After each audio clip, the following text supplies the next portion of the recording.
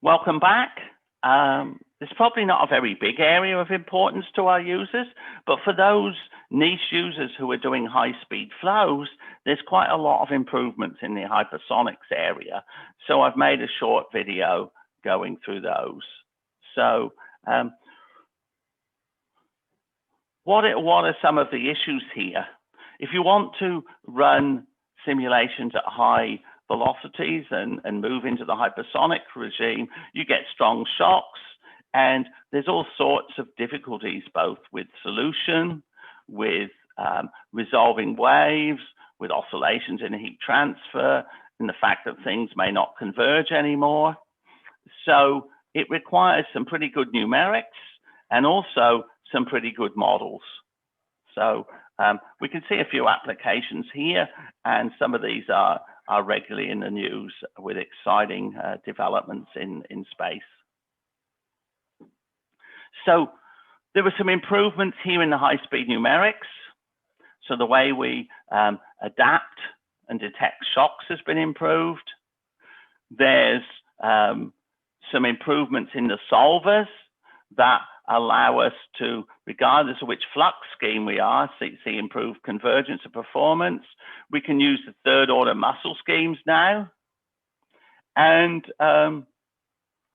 you can actually run the code transient to get standing shocks and observe their formation. So, and there's a few expert options you can switch on to be able to do this.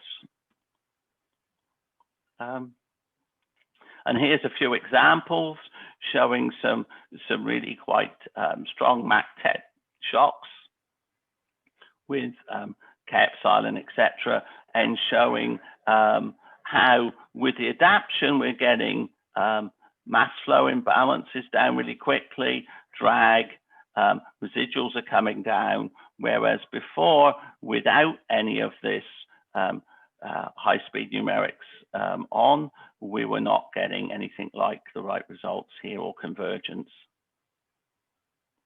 So there's the two-temperature model, which helps us to model the non-equilibrium behavior that you see at these high Mach numbers, is now available in the code. So there used to be some add-ons and that you could use, but now you can actually have it on in the software as a standard feature.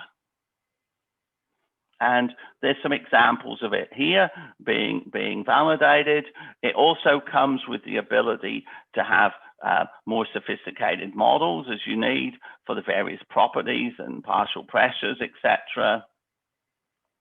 Some thermal non-equilibrium boundary conditions that allow you to set up your problems more simply.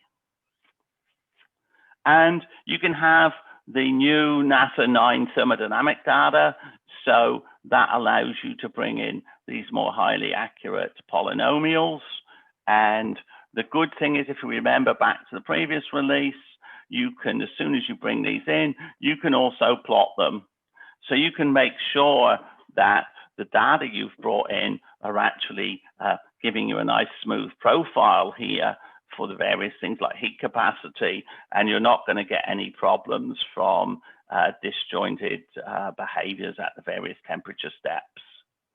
And you can see here that there's some nice example of a bow shock around it, like a re-entry vehicle, and showing some of the complex behavior that you're going to see, some ionization, etc.